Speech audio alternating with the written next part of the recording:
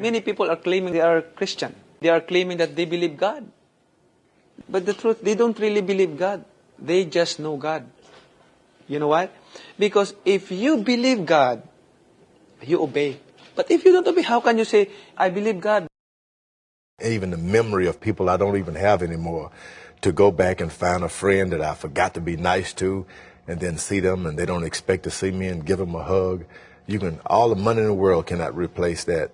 Oh, I had a wonderful mom who's passed on now. Those were the beautiful days of my life. If you ask me now, which is more important, $5 million or sitting in the house with all my sisters and brothers waiting for something to eat, that was real true value there. You'll never see a U-Haul behind a hearse. I'll say it again. You'll never see a U-Haul behind a hearse. Now, I've been blessed to make hundreds of millions of dollars in my life. I can't take it with me, and neither can you. So it's not how much you have. It's what you do with what you have. I've got news for you. Athletes, non-athletes, you can win and still be a Christian. I'm sorry, what was that? In fact, you can win a lot and still be a Christian in a positive light. You can win all the time and still shine for Jesus. Shoot, how many times does Jesus lose? Never. And last I checked, he's a Christian. Please don't go into an interview trying to become what you think the other person wants. Be who you are. Because your personality is what that organization needs, because you being unique is the thing that they don't have. They have 10 other people trying to be what they think they want, but the one person that comes in and is authentically themselves is the one person that's going to stand out and usually will get the job. See, everybody looks at the body from the outside, but we forget it's not the outside that we're supposed to pay attention to. It's what's here. Because if I'm coming from here, I can do all things. I can do all things. Philippians 4:13 says, when I get ready to, I can do all things. See, man deals with the possible, but God deals with the impossible.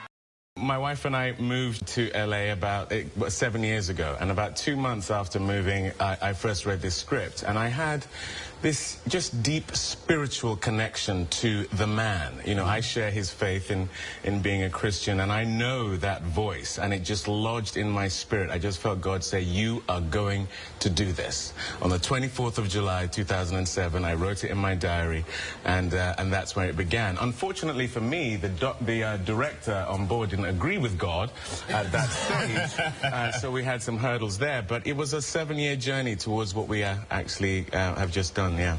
This Bible and this God is the truth, and you're not going to know for sure until you just throw yourself 100% into it and start experiencing it and applying the truth to your life, because Jesus said he is the way, the truth, and the life. I get there, and the pastor starts saying, Jesus is real. He'll come into your life if you invite him in, and all the negative stuff can't stay. And I was listening to him, and I was like, I'm going to try this. I went home with my drugs, and I just poured my heart out to God. I said, God, these drugs are going to kill me and leave my daughter without a dad. Please, if you're real, come into my life. Give me a new life. And with a long story short, I just had an encounter with God's love within the next few weeks, and man, I felt like Jesus came in and put his arms around me. I didn't see anything, but it was just like, it was a life-changing event. You know, when you stop and you think about our solar system, how precise our solar system is, you can predict 70 years hence when a comet is coming because of the incredible order that we see. And yet, they want to say there was a big bang and all of it just came perfectly into order. The same people believe in the second law of thermodynamics, entropy, which says things move toward a state of disorganization. So now how can you have both? And they say, well, you have to integrate into that probability theory. You see, if you have enough explosions over a long enough period of time, eventually one of them will be the perfect explosion and you'll have a perfect universe. And I said, so you're telling me that if I blow a hurricane through a junkyard enough times, eventually, at the end of one of those hurricanes, there'll be a 747 fully loaded and ready to fly. So we're all sinners. Jesus dies on a cross to remove all of them so you can go, I'm guilty no longer. The price has been paid. God coming down in flesh did that. It's actually too wild a story to dream up by human beings, especially sinful ones. There's certain powers out there that are trying to take God out of our society. Already taken God out of our school.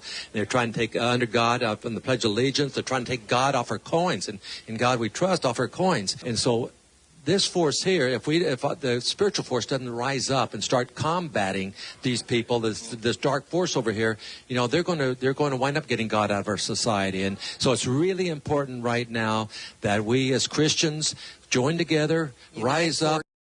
I believe that marriage was defined by God a long time ago. Marriage is almost as old as dirt, and it was defined in the garden between Adam and Eve, one man, one woman, for life, till death do you part. So I would never attempt to try to redefine marriage, and I don't think anyone else should either. So do I support the idea of gay marriage? No. I'm a really, really noisy Christian. I go on major TV shows with my wife, which are secular shows, and say, absolutely, we believe Jesus is the Son of God. We believe in Jesus Christ. We are Christians. We're proud of it. And it's great. And because we have all these successful shows, they can't say anything. I'm blessed with a platform, and I believe more than just a platform, it's a responsibility and obligation to be a great role model, to set a great example, because it's one thing to score touchdowns and win trophies and championships, but at the end of the day, that doesn't matter. But if you can affect people, if you can change people's lives, if you can be a good role model, someone that a mom or dad can look to their son and say, hey, that's how you need to handle it, then that's my ultimate goal. I can't remember a time when I didn't believe in God, but I didn't become a Christian until I was 18 years old. I was traveling, and my mom stuck a Bible in my bag. Out of jet lag, loneliness, and boredom, I picked it up, and as I read, my life was forever changed. Jesus became not only my Lord and Savior, but my best friend. I knew that if he was with me, who could be against me? A big part of the story of my conversion was, my witnessing my wife's walk first for like a whole year, and the power of my witnessing firsthand the experience she was having is what led me to become very curious about it, which eventually led to my salvation. Did you like the video? Go to smartandrelentless.com to see more life-changing and inspiring content. smartandrelentless.com. We are the light of the world.